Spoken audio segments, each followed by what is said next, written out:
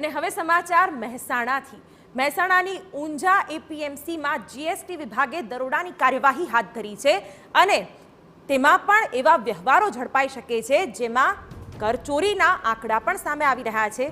ઊંઝામાં 11 પેઢી અને ટ્રાન્સપોર્ટમાં જીએસટી વિભાગના દરોડા। એપીએમસીના વાઇસ ચેરમેન અરવિંદ સોમા પટેલની પેઢી પર પણ દરોડાની કાર્યવાહી। દરોડા દરમિયાન કરોડોના બેહિસાબી વ્યવહારો મળ્યા હોવાની સૂત્રો પાસેથી માહિતી પણ મળી રહી છે। બારોબાર માલ વેચી એપીએમસીને સેસ ન ભરી હોવાની પણ ચર્ચા થઈ રહી છે।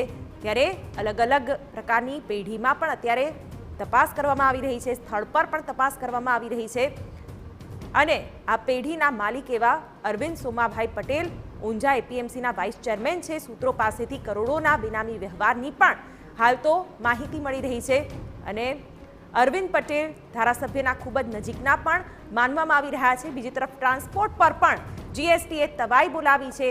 સૈનિક ટ્રાન્સપોર્ટ, મહાશક્તિ ટ્રાન્સપોર્ટ વગેરે જગ્યા પર પણ જીએસટીની રેડ પડી છે। કેટલાક વેપારીઓ બારોબાર માલ વેચીને એપીએમસીને સેસ ન ભરતા હોવાની પણ ચર્ચા। હાલ તો જીએસટી વિભાગની ટીમ અન્ય સ્થળો પર પણ તપાસ કરી રહી છે।